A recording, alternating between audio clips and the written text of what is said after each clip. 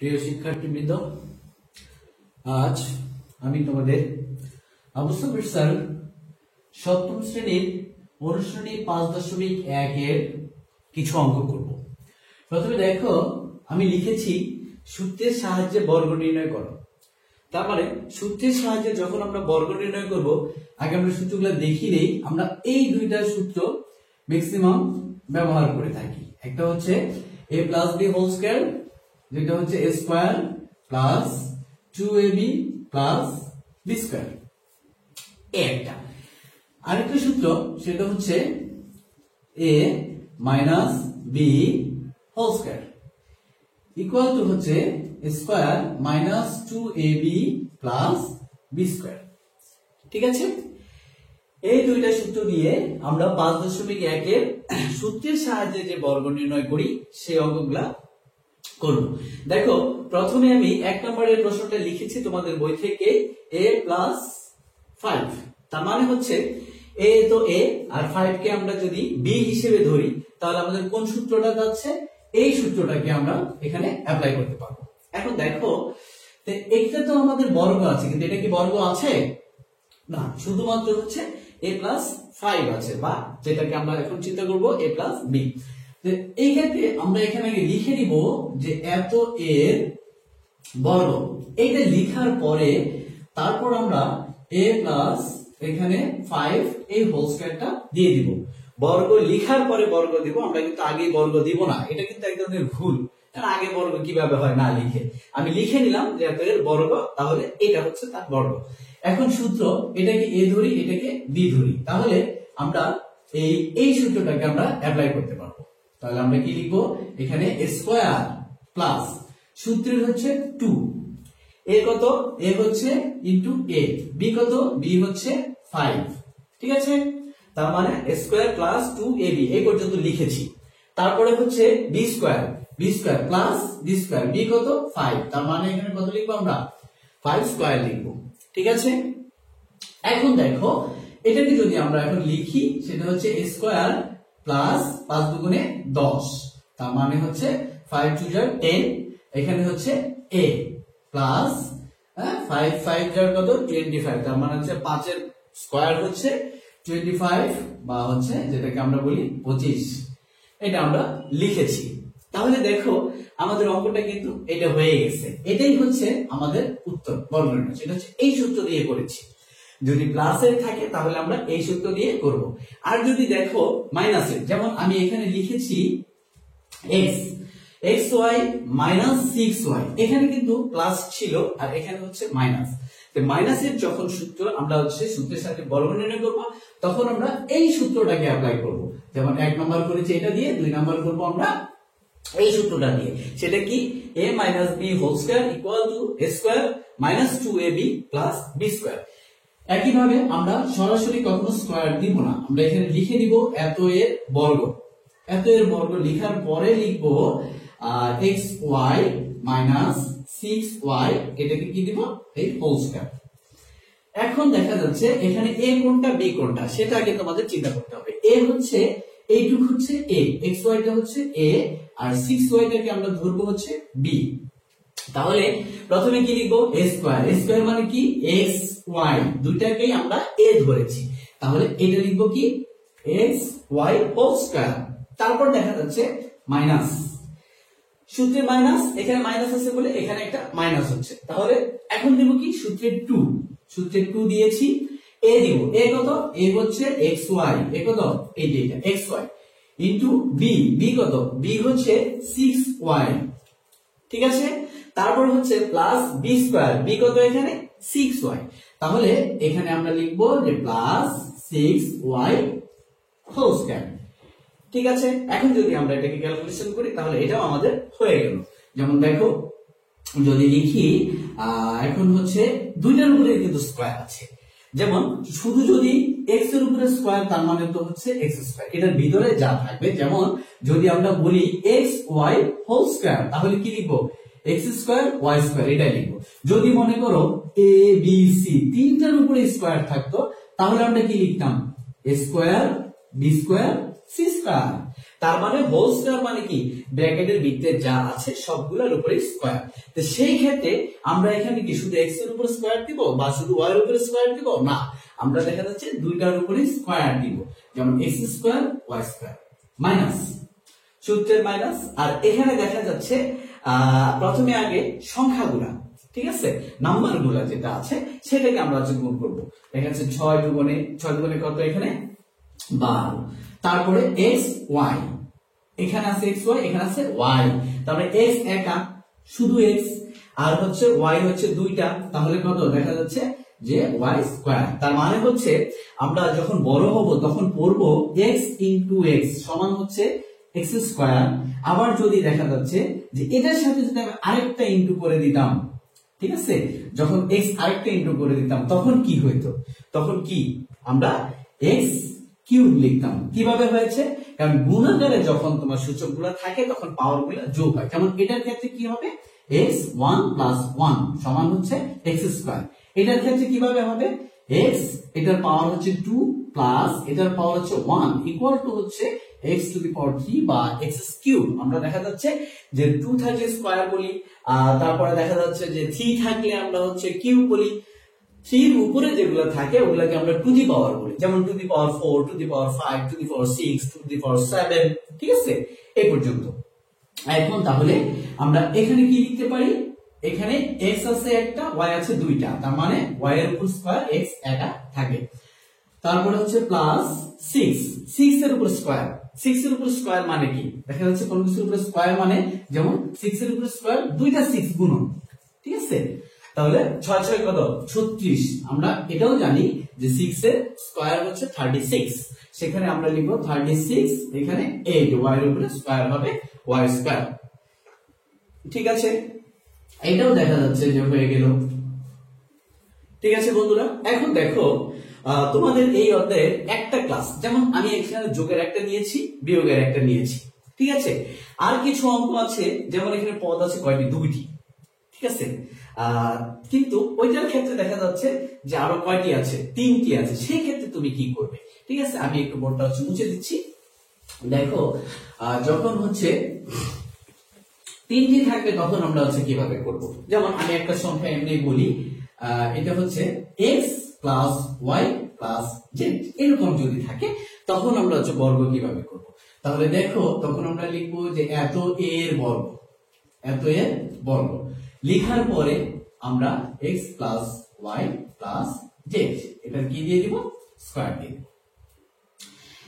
এখন খেয়াল করো, আমরা তো দুইটা করেছি, এখানে তো দুইটা নেই, এখানে তো সূত্রে আমাদের হচ্ছে দুইটা করেছি, এখানে তো তিনটা নেই, সূত্রে আমাদের এখানে দুইটা দিয়ে আছে, তাহলে আমরা এটা দুইটা করে নিতে পারি।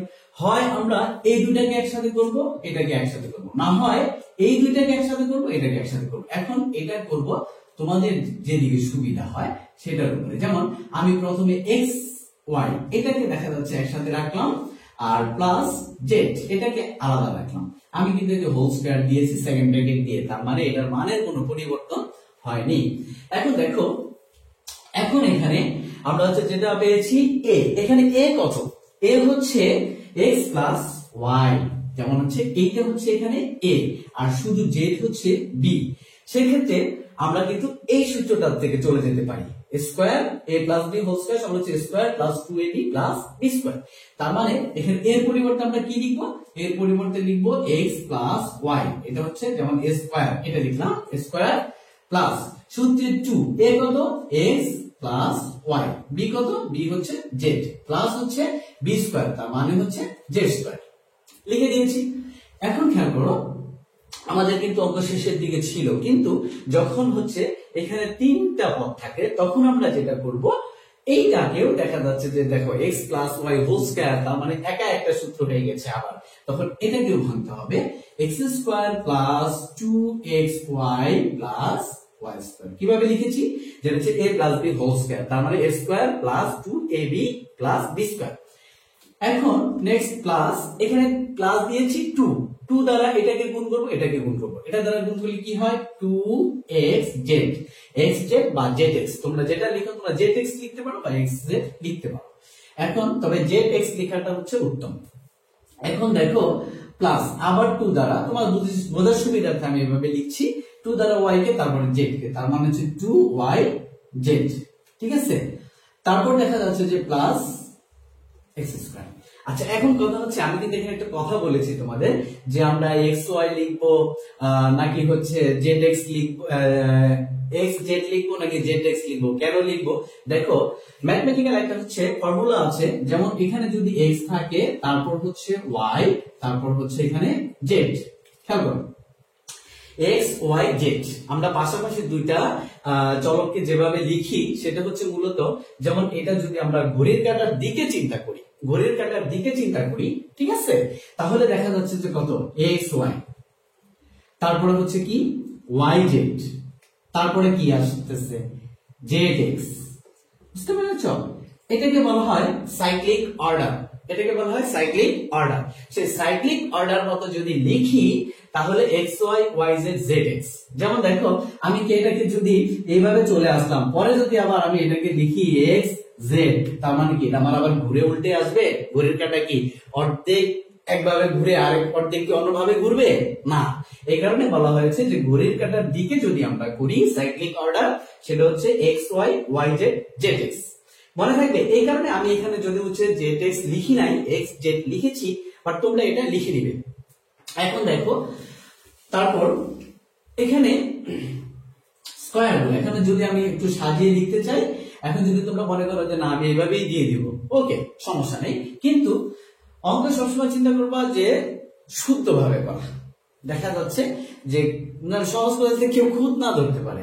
এখন দেখো, প্রথমে স্কয়ার গুলো লিখবো, তাহলে কি লিখবো? x square plus y square plus z square, এটা লিখবো।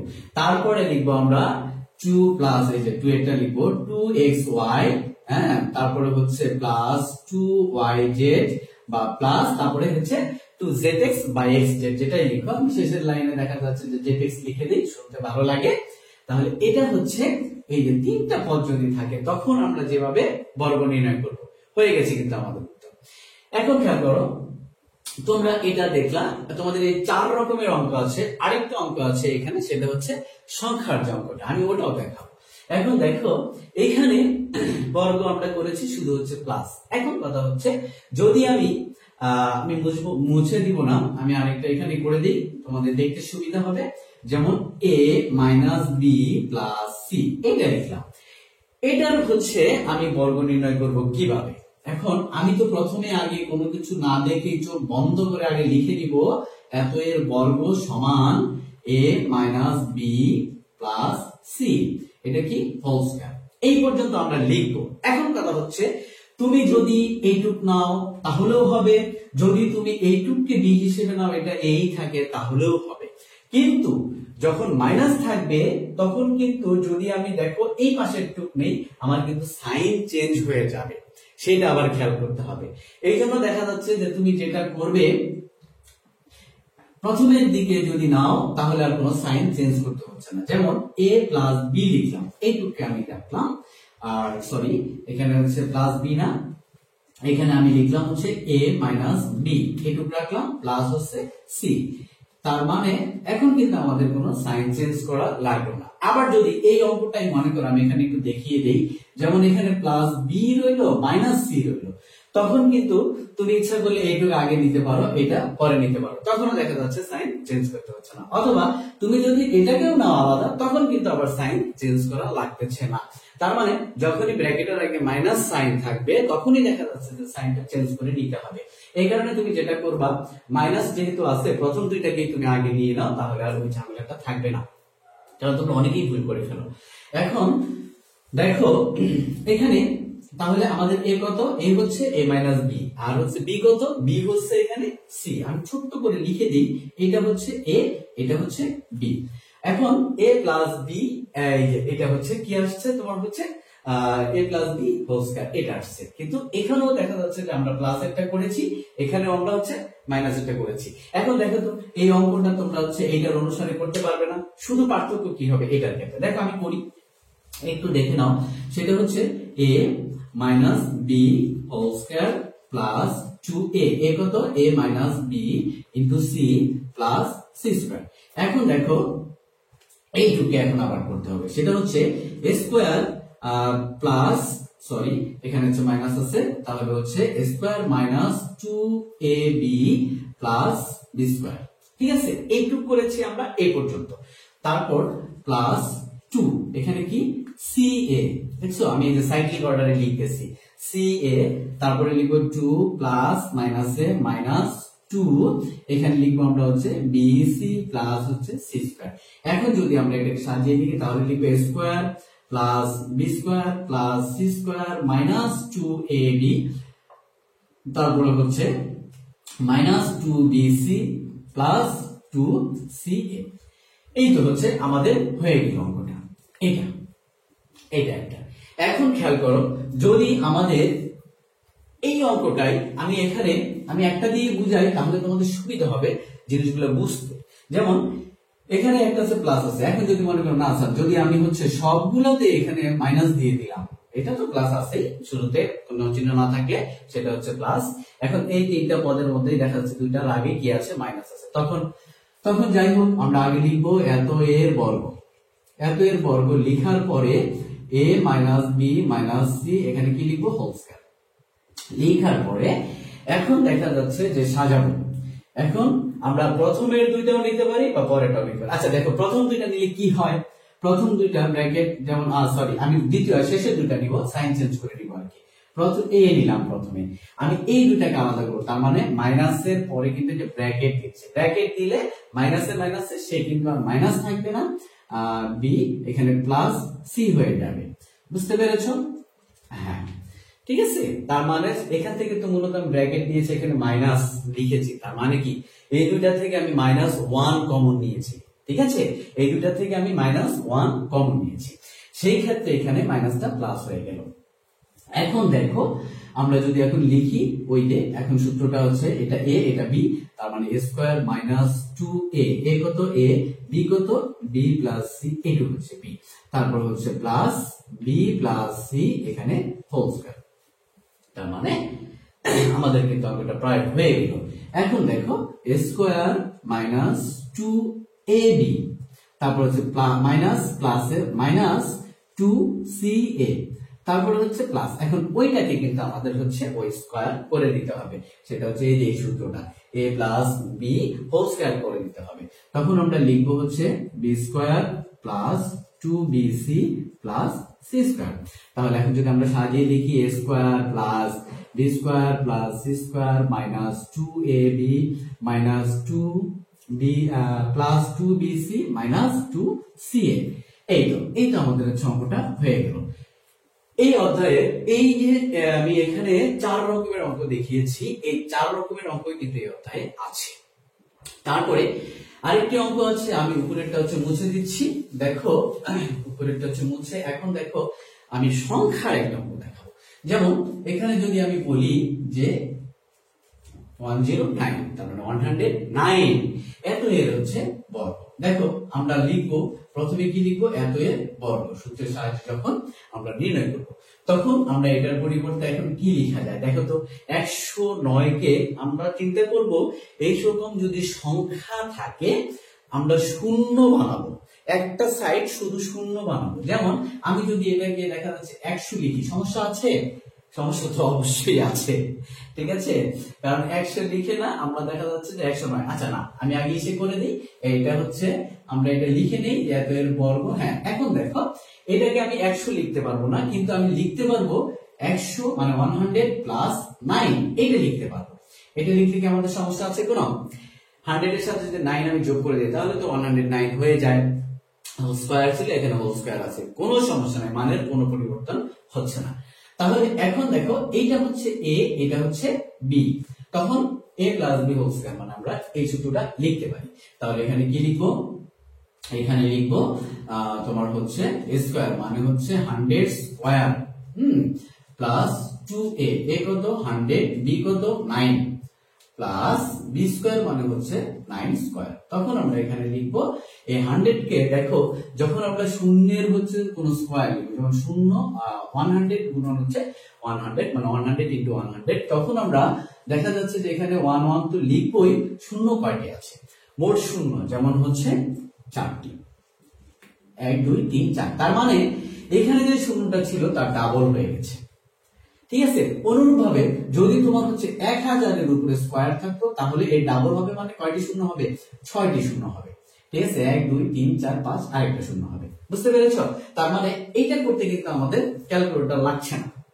যেমন এখন খেয়াল করো, যদি আমি এটাকে তাহলে লিখি 1 লিখে, যেহেতু স্কয়ার আছে 100 এর উপরে শূন্য দুইটা, তাহলে স্কয়ার হবে কয়টা? 4টা শূন্য হবে দিয়েছি। প্লাস এখানে এটা ইন্টু করলে 200 এর সাথে দেখা যাচ্ছে যে 9 ইন্টু করলে শূন্যের গুণন করা অনেক সহজ। আমরা প্রথমে যেমন 200 ইন্টু 9, এটা হচ্ছে 9 দুগুণে কত? 18, মানে হচ্ছে 9 চুজার কত? 18, তারপর হচ্ছে দুইটা 0, তখন আমরা লিখবো এখানে 1800, যেটা হয়েছে।